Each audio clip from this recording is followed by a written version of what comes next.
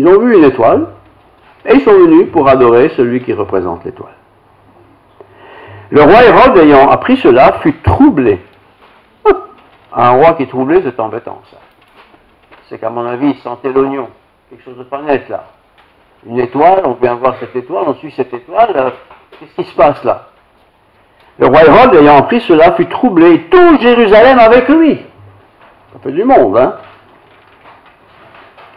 Il assembla tous les principaux sacrificateurs et les scribes du peuple, et il s'informa auprès d'eux du lieu où le Christ devait naître. C'est une information qu'il n'avait pas. Il essaie de savoir. Ils lui dirent à Bethléem, en Judée, dans le sud, car voici ce qui a été écrit par le prophète. Ah. Il parle du prophète. Et toi, Bethléem, terre de Juda, territoire de Juda, tu n'es certes pas la moindre entre les principales villes de Juda. Ce n'est pas un petit village. Ce n'est pas grand, mais ce n'est pas un petit village. Car de toi sortira un chef qui paîtra Israël, mon peuple, qui conduira Israël, mon peuple. Alors, Hérode, le roi, fit appeler en secret les mages. En secret. Et il s'enquit soigneusement auprès d'eux depuis combien de temps l'étoile brillait. Combien de temps? Puis il les envoya à Bethléem et en disant, allez, prenez des informations exactes sur le petit enfant. Pas du blabla, de la justice. Car vous l'aurez, et quand vous l'aurez trouvé, faites-le moi savoir, hypocrite, afin que j'aille moi aussi l'adorer. Après avoir entendu le roi, ils partirent. Et voici l'étoile qu'ils avaient vue en Orient, c'est ça mon sujet d'aujourd'hui, allait devant eux, jusqu'au moment où, arrivée au-dessus du lieu où était le petit enfant, elle s'arrêta. Quand ils aperçurent l'étoile, ils furent saisis d'une grande joie. Une étoile, grande joie. Ils entrèrent dans la maison, ils entrèrent dans la maison, virent le petit enfant avec Marie, sa mère, se prosternèrent et l'adorèrent, et ensuite ils ouvrirent ensuite leur trésor et lui offrirent en présent, cadeau, de l'or, de l'encens et de la myrrhe.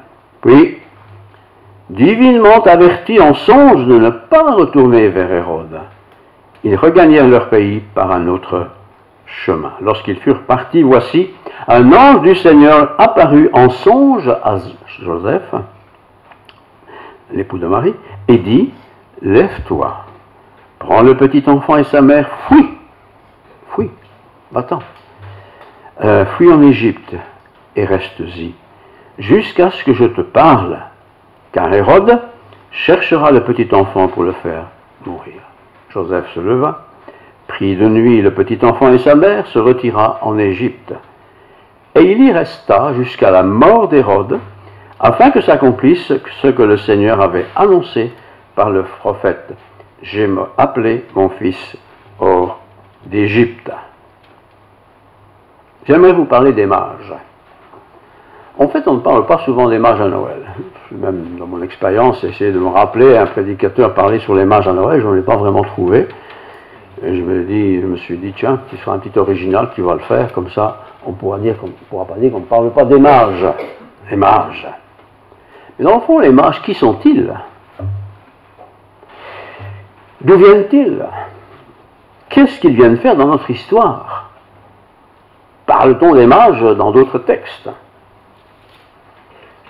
Qu'est-ce qu'un mage? Qu'est-ce qu'un roi mage? Est-ce que ça existe? Le livre du prophète Daniel, vous ne devez pas chercher, je vais vous lire le texte, nous donne ici un détail tout à fait intéressant que je vous livre tel quel. Donc c'est Daniel chapitre 2 verset 27. Daniel répondit en présence du roi et dit, « Ce que le roi demande est un secret que les sages, le roi demande quelque chose, et ce qu'il demande, ce sont les sages qui ont ce genre de réponse. Ce que le roi demande est un secret que les sages, c'est-à-dire les astrologues, les magiciens et les devins, ne sont pas capables de révéler au roi. Ce qu'il demandait, le roi là, est quelque chose d'impossible. Même les super spécialistes qui avaient l'habitude de consulter toutes sortes de choses n'auraient pas pu donner une réponse valable. Mais, il y a dans les cieux un Dieu, c'est l'image, hein? Il y a dans les cieux un Dieu qui révèle les secrets. Retenez bien, il y a dans les cieux un Dieu qui révèle les secrets. Et qui a fait connaître au roi Nebuchadnezzar ce qui arrivera dans la suite des temps. Voici ton songe et les visions que tu as eues sur ta couche. Sur ta couche, au roi, c'est pendant qu'il dormait, hein, il t'est monté des pensées touchant ce qui sera après ce temps-ci. Et celui qui révèle les secrets t'a fait connaître ce qui arrivera. Un secret que tu vas connaître et tu sauras ce qui va arriver. Si ce secret m'a été révélé, ce n'est point qu'il y ait en moi une sagesse supérieure à celle de tous les vivants, mais c'est afin que l'explication soit donnée au roi et que tu connaisses les pensées de ton cœur.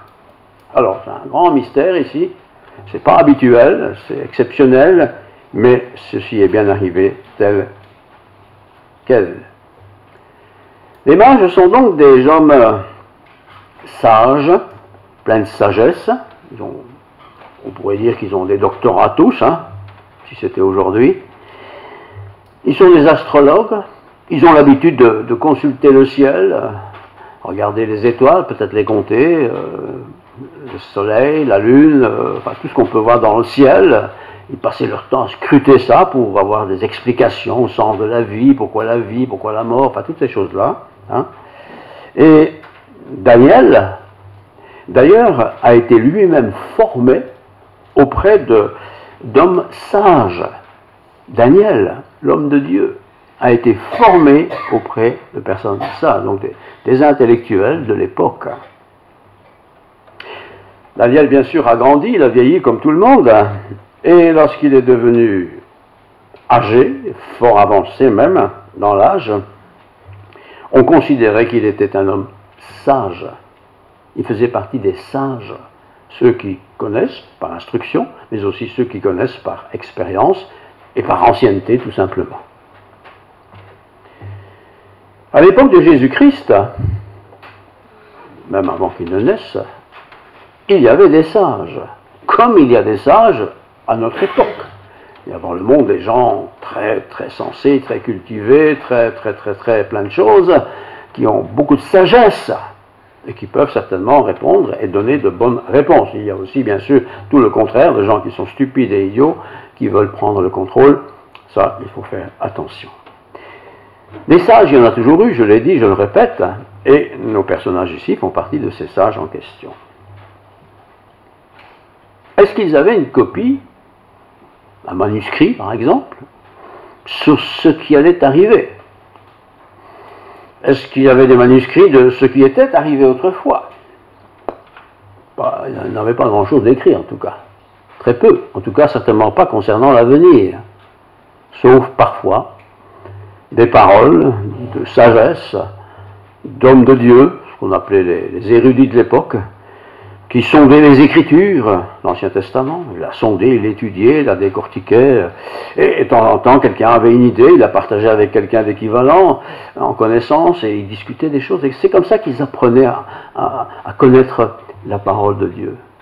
Et en même temps qu'ils l'apprenaient, ils l'enseignaient, et s'il y avait des promesses qui avaient été faites, ils essayaient de savoir si ces promesses avaient déjà été exécutées, ou si elles n'avaient pas encore été exécutées. Celles qui sont passées, elles sont passées, elles pouvaient les expliquer. Celles qui devaient venir, notamment ce Messie, là, ils attendaient, ils cherchaient, ils tâtonnaient, et voilà. Et c'est pourquoi la visite des mages n'a pas vraiment surpris les érudits de Jérusalem, quoique pas très heureux de cette nouvelle. Des sages. Je pose la question pour moi-même, à notre époque, il y a-t-il encore des sages? Pas des mages, des sages. Des gens qui ont de la sagesse. Et il ne faut pas s'imaginer que ça doit être quelqu'un qui a fait 10 ans d'université, qui a 15 diplômes. Il y a peut-être dans notre famille des gens qui sont des sages, des hommes, des femmes qui sont sages. Ils ne parlent pas trop, ils ne parlent même souvent pas beaucoup, mais ils ont des paroles de sagesse. En Europe, on n'écoute pas beaucoup les anciens. Ce n'est pas dans l'attitude. En Afrique, c'est courant. On écoute les sages, les anciens. Parce qu'ils ont une histoire, ils ont vécu des choses. Nous sommes ici en présence de quelqu'un qui avait de la sagesse. Ils savent qu'un Messie, donc les sages, ils savent qu'un Messie doit venir. Il doit venir après 69 semaines. C'est ce que les écrits des anciens disaient. Mais 69 semaines de quoi? 69 semaines après quoi? Ça, c'est une autre paire de manches. Ils n'avaient pas d'ordinateur, ils ne pouvaient pas aller sur Internet et consulter 69 semaines, ça n'existait pas. Donc ça ne se savait, ça ne se communiquait que par des gens qui étaient eux-mêmes des sages, un peu comme aujourd'hui d'ailleurs. Et puis arrive un jour où il y a dans le ciel quelque chose de nouveau qui a pu être observé. Ils avaient l'habitude d'observer le ciel. D'ailleurs les sages étaient souvent des gens qui regardaient le ciel et à partir de là ils faisaient des théories. Et voilà une nouvelle étoile qu'ils n'ont jamais vue. Elle est apparue. Et ça va vite, hein, quand on découvre quelque chose, on raconte, et chacun se met à regarder le ciel. Si c'était moi, j'aurais rien vu, évidemment. Les spécialistes voient. Et il y a en effet quelque chose de nouveau dans le ciel. Quelque chose de nouveau. Et ces mages qui sont venus les consulter, justement, eux, cherchent, veulent savoir. Ils ont vu son étoile. Pourquoi eux ont-ils vu une étoile alors que ceux de Jérusalem n'ont rien vu? Peut-être parce qu'ils étaient dans une configuration physique plus facile pour constater qu'il y a une nouvelle étoile dans le ciel. Ils attendent un Messie, dit l'histoire. Et si cette nouvelle étoile que l'on a découverte était le signe que ce Messie est arrivé. Tout le monde ne l'a pas vu. Bon, beaucoup de gens n'ont pas regardé le ciel. Mais même parmi ceux qui ont regardé le ciel, ça dépendait un peu où on se trouvait dans l'hémisphère, à droite, à gauche, en nord, au sud, tout le monde n'a rien vu. Mais certains, en tout cas, ont vu, c'est sûr. Et certains ont pris l'initiative d'aller un peu plus près, d'aller dans la région de Jérusalem. D'ailleurs, l'étoile, en fin de compte, était située pas loin de Jérusalem. Elle brillait particulièrement à Bethléem, petit village à quelques kilomètres à peine de Jérusalem. Mais sur une carte, c'est loin, mais à l'échelle du monde, c'est rien. Mais quand même, ils l'ont vu. Et ils se sont mis en route. L'étoile, Michée, je vais vous lire ça maintenant. Michée 5, versets 1 et 2. Et toi, Bethléem, ils ont repéré, ils se sont informés, l'étoile s'est arrêtée, elle brille un peu plus sur un petit village. Et toi, Bethléem, c'est le village Bethléem, Ephrata, petite entre les milliers de Juda, tous ces petits villages qui faisaient partie du sud d'Israël, Juda, donc, Judée, de toi sortira pour moi. C'est les textes des prophètes qui disent ça. Et les maîtres, les penseurs, les chercheurs, là, ils connaissent ces textes. De toi sortira pour moi celui qui dominera sur Israël. Et dont les activités remontent aux temps anciens. Ce n'est pas une apparition de quelqu'un de nouveau, mais c'est quelqu'un qu'on va découvrir, mais qui a des activités qui sont très anciennes. En fait, elles sont depuis l'éternité. Et dont les activités remontent au temps ancien, au jour de l'éternité.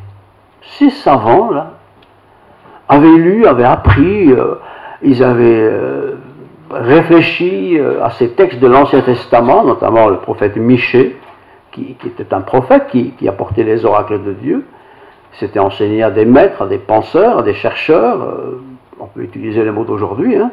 C'était communiqué à d'autres, voilà. Il y avait sûrement des conférences, des grandes rencontres internationales, un peu plus compliquées que chez nous aujourd'hui, mais en tout cas, ça existait. Ça se savait, ça se communiquait, ça donnait quelque part un sens au travail de ces chercheurs. C'est pourquoi, donc, celui qui dominera sur Israël et dont les activités remontent au temps ancien, au jour de l'éternité, donc à l'aube de l'unité de la vie. Hein.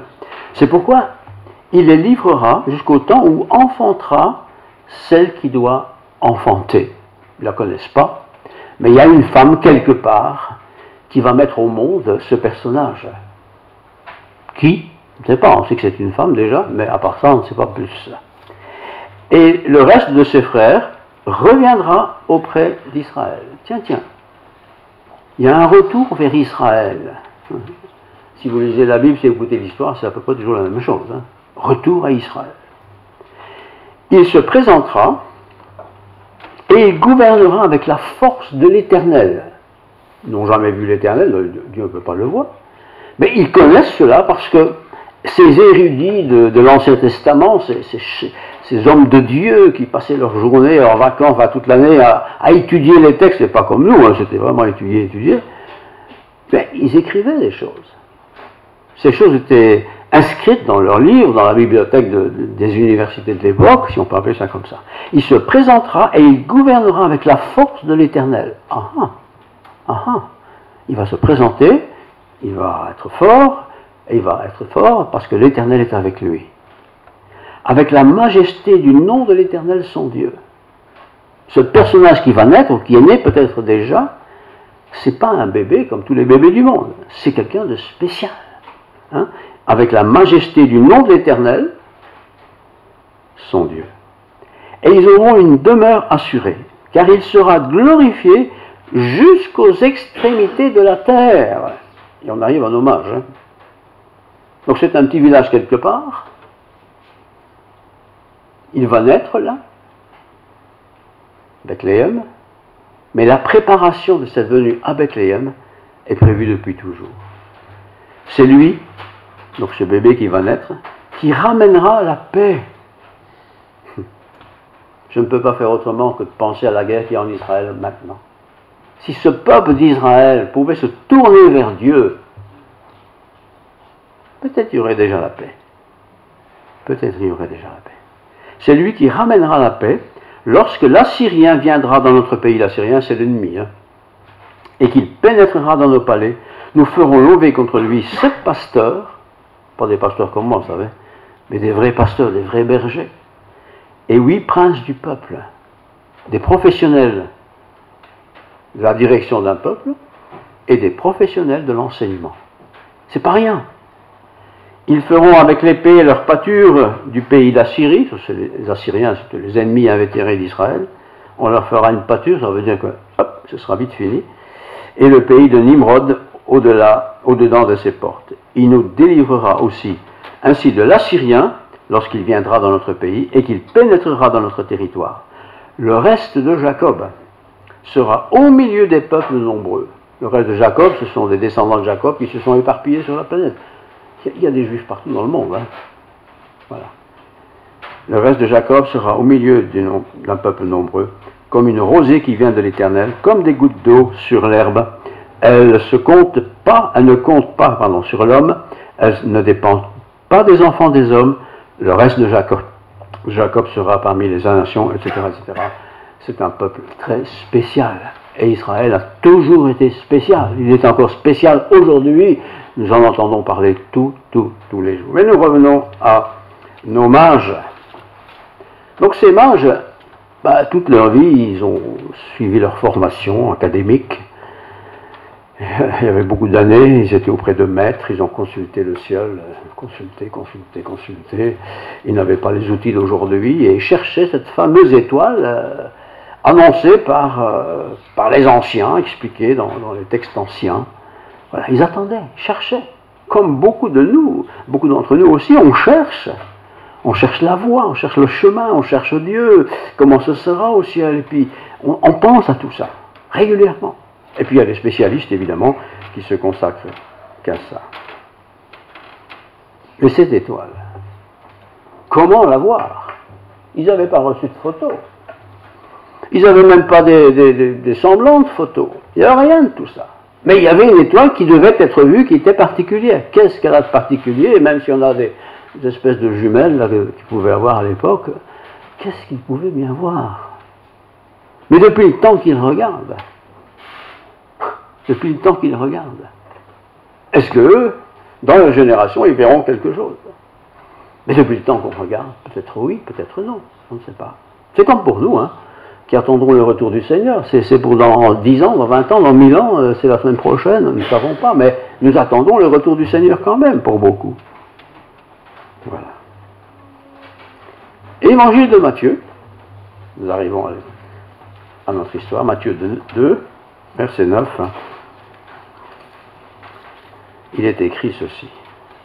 Après avoir entendu le roi, donc ils ont vu cette étoile, ils sont allés près des autorités de l'époque, c'est le roi, un roi pas très sympathique, le roi Hérode, on n'aimait pas trop, et voici l'étoile qu'ils avaient vue en Orient, c'est-à-dire en Extrême-Orient, hein, puisqu'il venait de Babylone, après avoir vu son étoile, et voici l'étoile qu'ils avaient vue en Orient, allait devant jusqu'au moment où elle s'arrêta au-dessus du lieu où était le petit enfant, et elle s'arrêta. Un petit enfant, c'est pas grand, petit enfant qui est né dans des conditions plus que modestes, une étable, c'est parfaitement quelconque. Et cette étoile qui était observée par ces mages, par ces savants, par ces observateurs du ciel, qui avaient pris leur repère et tout ça, ils voient cette étoile qui est nouvelle, comment ils ont fait, je ne sais pas, mais en tout cas ils l'ont vue, et cette étoile s'arrête pile poil au-dessus de cette mansarde, de cette étable, de ce petit endroit où on met les animaux.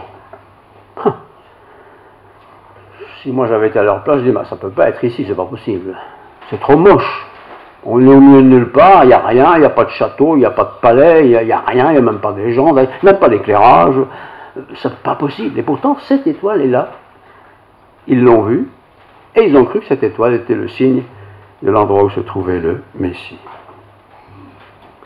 Michée 5.1 nous dit que lorsqu'ils arrivèrent, c'était à Bethléem. Bethléem. Maison du pain. Bethléem, c'est maison du pain. Maison de la nourriture.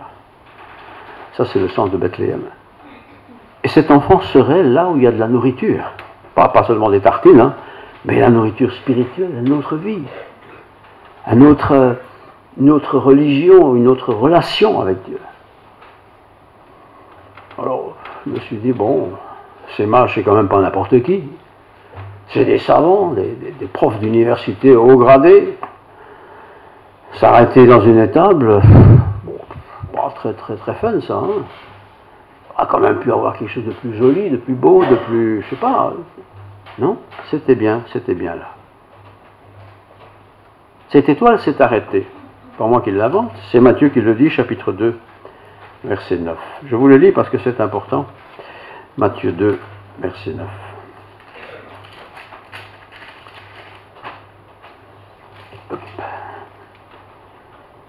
Après avoir entendu le roi, donc ils ont entendu le roi, ils partirent, ils cherchent cette étoile qu'ils ont vue là quelque part, et voici l'étoile qu'ils avaient vue en Orient. Ils l'ont vue en Orient. Je ne sais pas si on continue à la voir, mais en tout cas, là, et voici l'étoile qu'ils avaient vue en Orient, allait devant eux jusqu'au moment où, arrivé au-dessus du lieu, un lieu c'est petit hein, par rapport au ciel, mais cette étoile a marqué un signe, au-dessus du lieu où était le petit enfant, elle s'arrêta. Je ne sais pas comment une étoile peut s'arrêter d'une manière visible. Si vous regardez le ciel un jour, vous n'avez pas l'impression qu'il y a quelque chose qui bouge là-haut. Hein. En tout cas, cette étoile, elle a démarré, ils ont suivi, et elle s'est arrêtée pile poil au-dessus de cette étape, cette bergerie, ce petit endroit plus que modeste. Et qu'est-ce qu'ils ont fait là? Si ça avait été moi, je vous assure, j'aurais dit, on s'est planté royalement. Hein. Bethléem. n'y a pas d'éclairage, il n'y a rien, il n'y a personne qui nous reçoit, tout le monde se fiche royalement de nous. Peut-être qu'il y a des gens qui ont dit, ah, on a vu des gens un peu bien habillés, le monde ne sait pas trop. Moi j'aurais été comme ça. Qu'est-ce que je viens faire ici? Si c'est important, il faut quand même qu'il soit né dans une capitale, une grande ville. Jérusalem, c'était une grande ville, admettons, mais pas Bethléem quand même. Pas Bethléem, et pourtant c'était bien Bethléem. Je vous lis maintenant un texte de Michée. Je retourne à Michée. Voilà. Vous me suivez toujours? Oui, c'est un peu d'enseignement aujourd'hui. Michée, vous passez. Voilà. C'est tellement petit que, voilà, Michée donc, 5, 1 et 2. Et toi, Bethléem, Ephrata, petite entre les milliers de Juda, je l'ai dit, je le répète, de toi sortira pour moi, Dieu qui parle, celui qui dominera sur Israël. Généralement, un dominateur, on dirait aujourd'hui un dictateur, c'est pas n'importe qui, hein. Voilà. Et dont les activités remontent aux temps anciens.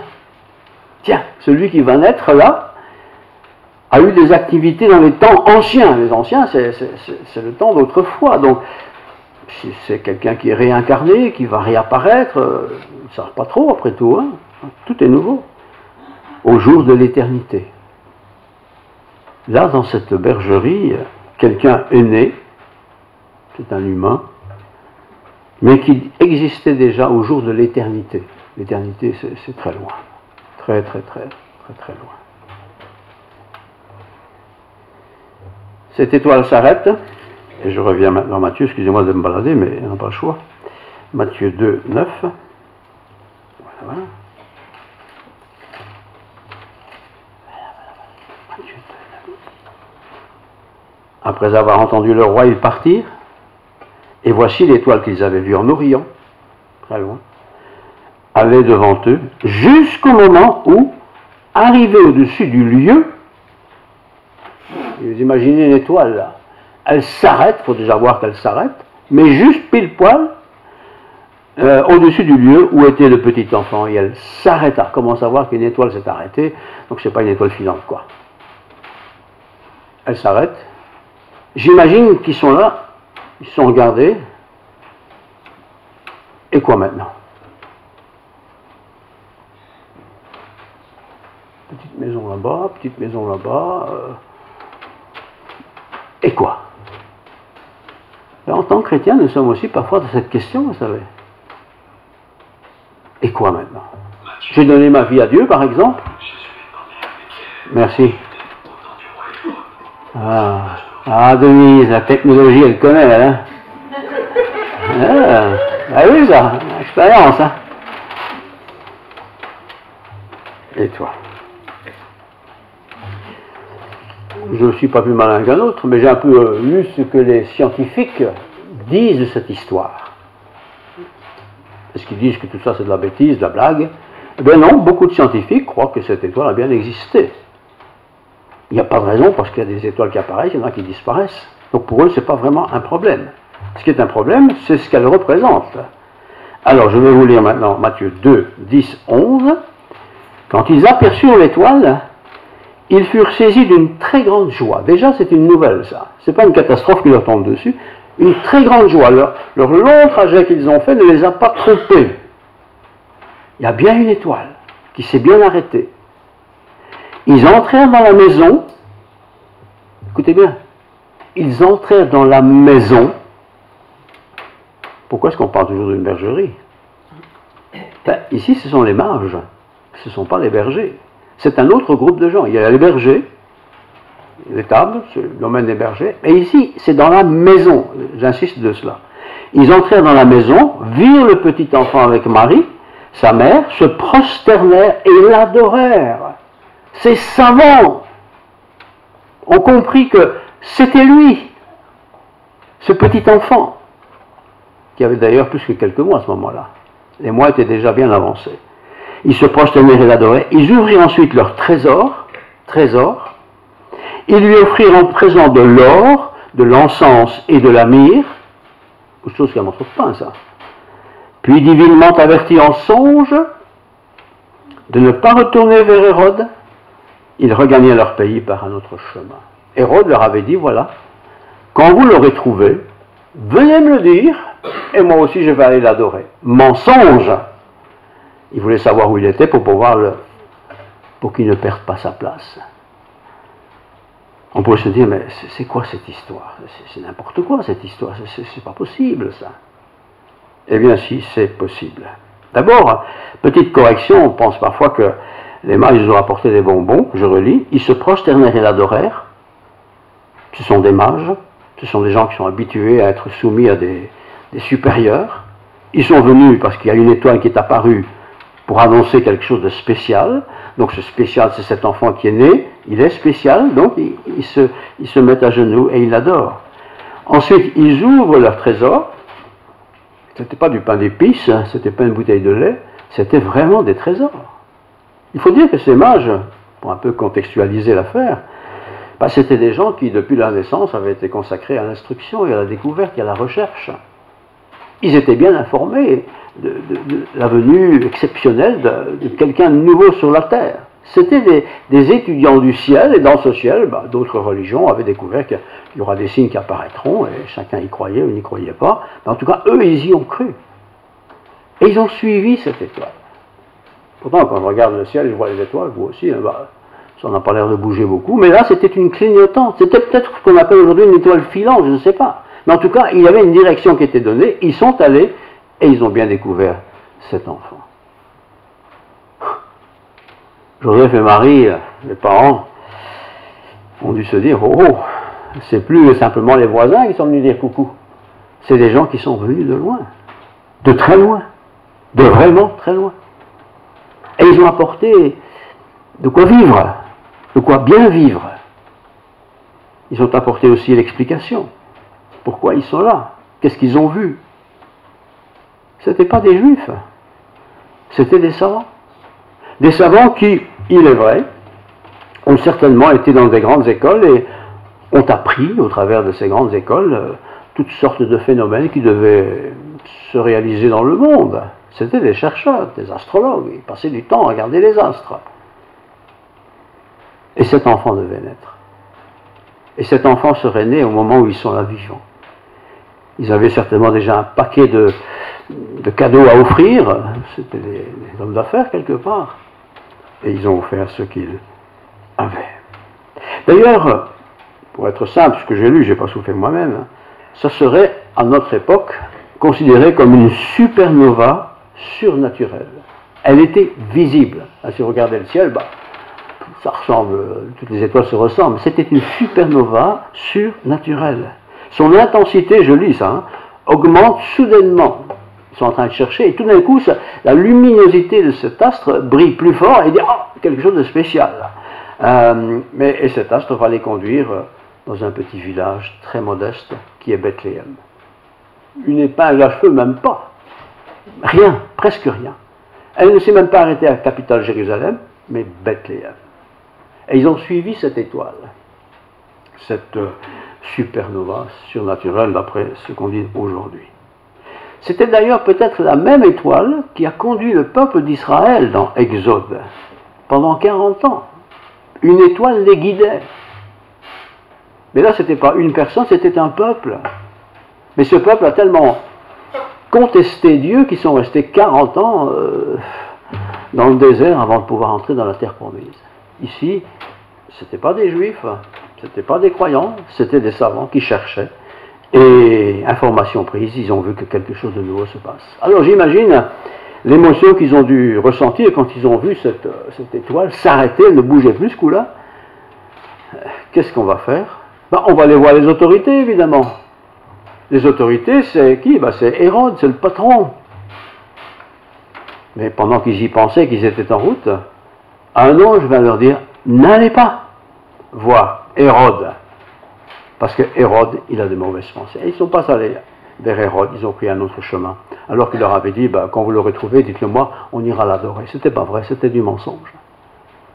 Ils ont écouté, et ils ont fait. Alors, résumons tout ça. Les mages sont venus de très très loin. Hein, et à pied, c'est vraiment très très très loin. Ils ont fait beaucoup de sacrifices, ces mages. Hein, ils ont quitté leur famille pour un temps, leur formation, leur école, enfin tout ce qu'ils avaient, pour aller à l'aventure quelque part. On a vu son étoile, mais c'est à peu près tout. Hein. Ils ont passé beaucoup d'épreuves aussi. Est-ce qu'on est vraiment en train de bien faire? Est-ce qu'on n'est pas en train de se tromper? Est-ce qu'on n'est pas dans la lève? Ils ont dû paniquer parfois. Parce qu'en plus, le pays où ils vont, ils ne connaissent pas. Ils n'ont jamais mis les pieds. En plus, un petit village. C'est pas dans un village que ça se passe, c'est dans les capitales. En plus, dans une petite maison, est-il dit. Tiens, il n'est pas dit une étable dans cette histoire. Les bergers ont été dans l'étable. Eux, non. Ils n'ont pas été dans l'étable, ils ont été dans une maison. Ça veut dire que papa, Joseph et Marie et maman avaient déjà quitté cette étable. Quand on montre Jésus dans une étable, oui, il est né là, mais avec les mages, il n'est plus dans cette étable. Il est dans une maison, parce qu'ils sont entrés dans la maison de Joseph et de Marie. Et là, ils ont certainement expliqué toute l'histoire. Et j'imagine, puisque le texte le dit, que Marie repassait toutes ces choses dans son cœur. Elle dit, mais qu'est-ce qui se passe avec mon fils? Qu'est-ce qu'il va devenir? Qu'est-ce qui va lui arriver? Qu'est-ce qui va lui tomber dessus? Pourquoi moi, l'humble servante, a-t-elle mis au monde ce miraculé? Ce miraculé. Les mages, je termine avec eux, ils ont apporté leurs cadeaux.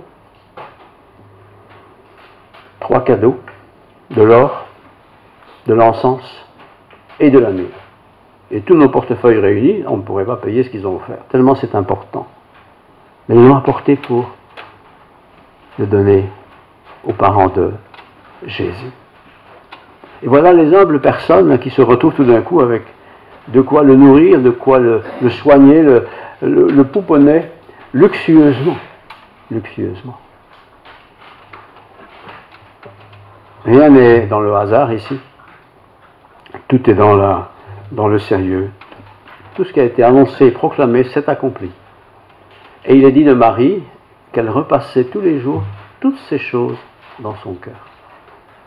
Elle rassasiait tout le temps ce qu'elle a vu, ce qu'elle a entendu, ce qu'elle a compris, pas compris, voilà. Mais ce bébé est un jour né. Il est né d'une manière normale d'ailleurs, tout à fait naturelle. Et ce Jésus, n'allons pas dire, comme j'ai déjà lu, à peine né, il a déjà fait un miracle. C'est pas vrai ça. Jésus n'a rien fait comme miracle avant qu'il ait commencé son ministère. À 12 ans, il est vrai, petite parenthèse, ils étaient partis à Jérusalem pour la fête annuelle, et là, au lieu d'aller jouer au football avec les copains, il est allé au temple discuter avec les chefs du temple. Oui, ça c'est vrai. Mais il n'y avait pas d'étoile. Mais c'était bien le bon endroit, Jérusalem. Bethléem, petite entre les milliers, de toi sortira pour moi celui qui sauvera son peuple de ses péchés. Frères et sœurs, il n'y a pas d'autre sauveur dans le monde. Il y a des sauveurs terrestres, petites affaires comme ça, mais le sauveur qui nous donne la vie éternelle, c'est Jésus-Christ le seul. Et nous connaissons bien sûr la suite. Quand il a grandi, à 33 ans, il a été arrêté, crucifié, vous savez tout ça, et puis il est ressuscité, puis il est monté au ciel pour préparer une place pour que tous ceux qui croient en lui soient dans sa présence. Et ce choix se fait pendant que nous sommes bien vivants. Mais croire dans le Jésus né à Bethléem, point, ça ne suffit pas. Il faut croire dans la naissance de ce Jésus, croire à cette naissance miraculeuse de Jésus, mais aussi croire qu'il a été crucifié volontairement pour ôter mes péchés, aussi bien ceux des mages que les péchés de chacun d'entre nous. Mais ça, vous le savez bien sûr. Alors j'aimerais juste lire Exode 13, 21. Voilà. 13, 21. L'Éternel allait devant eux. Donc ça c'est pour le peuple d'Israël. On peut transposer ça, je pense, au mage. L'Éternel allait devant eux le jour dans une colonne de nuée pour les guider sur leur chemin, et la nuit dans une colonne de feu pour les éclairer afin qu'ils marchent jour et nuit. Ces mages n'ont pas mis 4 jours pour venir, ils ont mis des longues semaines pour faire le trajet et arriver à Bethléem. Ils ont dû continuer à consulter le ciel. essayez de continuer de voir cette étoile spéciale qui est apparue, pour arriver pile poil au bon endroit, au moment où cet enfant est né. Et c'est à peu près quelques semaines plus tard qu'ils vont effectivement rencontrer les parents. En fait, les mages ne sont pas entrés dans la bergerie, ils sont bien entrés dans la maison de Joseph et Marie. Mais lisez l'évangile de Matthieu, vous avez tous ces détails qui nous sont racontés. Alors pourquoi toute cette histoire aujourd'hui? Eh bien pour nous dire que rien n'est du hasard, rien n'est du quelconque, rien n'est un espèce de montage fait pour faire impression. Non, c'est quelque chose qui était prévu depuis toujours. Dès que le péché est entré dans le monde, il a fallu un sauveur qui donne sa vie en rançon pour plusieurs. Le plusieurs, c'est beaucoup, hein. C'est tous ceux qui reconnaissent que sans le Christ Jésus, on est foutu, on est perdu. Mais qu'avec le Christ, ou au travers du Christ, eh bien nous pouvons avoir la vie éternelle. Alors vous pouvez relire l'évangile de Luc, c'est là qu'on donne beaucoup de détails sur cette aventure. Vous allez voir qu'il y a toute une série de concernant cette naissance de Jésus, chez Joseph, chez Marie, et aux alentours. Tout le monde n'a pas été content. Le roi Hérode était très fâché, parce que lui voulait vraiment tuer cet enfant-là, mais Dieu l'a protégé, comme d'ailleurs le Seigneur nous protège aussi, les uns et les autres. Alors voilà, Noël, c'est pas simplement un sapin, des guirlandes, c'est pas bien sûr seulement la naissance de Jésus et la crèche, c'est aussi cette longue préparation au travers du rôle joué par les mages. Ce sont des purs intellectuels, vraiment, qui se sont mis en route parce qu'ils ont vu quelque chose de nouveau. Ils n'étaient pas là en même temps que les bergers, hein, ils étaient là à une autre époque. D'ailleurs, il est dit qu'ils sont entrés dans la maison, ils ne sont pas entrés dans une bergerie, ils sont entrés dans la maison, ils avaient une maison quelque part, ils sont entrés là, et ils ont fait la connaissance de Marie et de Joseph. Et ils leur ont expliqué, et nous avons le résumé, tout ce qui a conduit au fait qu'ils sont arrivés là, pour adorer l'enfant. Et ils ont apporté trois choses, de l'or, de l'encens et de la myrrhe, je l'ai dit, je le répète, c'était beaucoup de valeur. On peut dire qu'avec ça, j'étais tranquille pour quelques années, pas trop d'années, mais quelques années quand même, sachant bien que le Seigneur est mort à l'âge de 33 ans, c'est pas très vieux non plus, bien sûr. Alors le Seigneur n'est pas en vacances maintenant, il est auprès de son Père, et que fait-il? Il nous prépare une place. Le nous, c'est qui? C'est tous ceux qui croient en lui. Ceux qui ne croient pas, il n'y a pas de place pour eux. Mais tous ceux qui croient, même si on ne croit pas parfaitement bien, on croit que le Sauveur, celui dont on parle maintenant, aujourd'hui, est venu dans le monde pour sauver le pécheur, comme dit l'apôtre, dont je suis le premier. Je suis le premier, le deuxième, le millième, 100 millième, le 10 millionième, je ne sais pas. Il y a beaucoup de monde. Voilà. Mais le Seigneur a donné sa vie. Jésus a vécu modestement. Il est dit de lui qu'il a obéi à ses parents, très honnêtement. Il aurait pu dire, moi je suis Seigneur, je peux faire ce que je veux. Non, non, non, non. Il a fait comme il devait faire, un exemple en tout. À la fin de sa vie, à l'âge de 30 ans, il a commencé son ministère, 3 ans, c'est pas long. Il a eu des disciples, il leur a annoncé, proclamé, confirmé, il a fait des miracles, tout le monde a pu les voir. Puis il a été crucifié, et puis il est ressuscité, et puis il est monté au ciel, et il nous prépare une place. Le nous, je répète, c'est qui? C'est tous ceux qui croient dans l'évangile, dans la bonne nouvelle. Et qui ne le croient pas simplement intellectuellement, mais qui le croient en disant, c'est pour moi qu'il a fait ça. Et si j'avais été le seul sur la terre, et chacun peut le dire pour lui-même, il l'aurait fait, parce qu'il nous aime. Il aime ses créatures. Voilà, prions le Seigneur. Notre Dieu, notre Père, merci pour ces mages qui ne sont pas simplement jolis pour faire un bon fond d'image dans un discours, dans une homélie, non, c'est vraiment des hommes qui étaient en recherche, qui ont passé leur vie à chercher du sens à la vie, à l'existence, au pourquoi et au comment, et qui ont reçu de ta part ce beau cadeau de pouvoir rencontrer Marie, Joseph peut-être, et bien sûr Jésus lui-même. Merci Seigneur pour ce qui nous a été rapporté. Nous voulons l'accepter tel quel. Merci pour ceux qui l'ont reçu. Car à tous ceux qui l'ont reçu, il a donné le pouvoir de devenir enfants de Dieu. Seigneur, beaucoup d'entre nous, sans doute, t'avons reçu. Et nous avons donc ce pouvoir de te laisser guider notre vie tu as le pouvoir en nous, sur nous, pour guider notre vie, donner du sens, sachant que un jour ou l'autre, quand nous quitterons cette terre, nous serons directement dans ta présence. Merci Seigneur. Je te prie pour toute l'assemblée, les enfants, les jeunes, les adultes, les personnes plus âgées, hommes, femmes, blancs, noirs, qu'importe. Tu nous aimes vraiment, tous. Sois loué, sois béni. Au nom de Jésus. Amen. Dieu, quel amour pour moi, quelle patience, tu as conduit vers toi mon ignorance. Comment pouvais-je alors saisir ce que ton cœur voulait m'offrir? Un si grand miracle, un don si précieux, ta mort à la Pâque nous ouvre les yeux.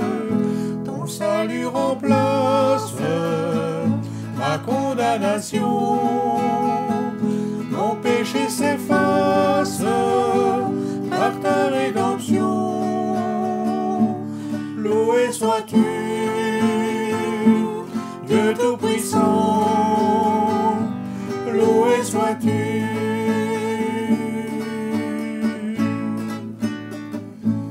Ça don si merveilleux, comment le vivre sans le répandre à ceux que tu veux suivre sur les chemins où il s'égare, loin de la vie et de l'espoir. Un si grand miracle, un don si précieux, ta mort à la Pâque nous ouvre les yeux. Ton salut remplace ma condamnation, mon péché s'efface par ta rédemption. Loué sois-tu, Dieu Tout-Puissant, loué sois-tu.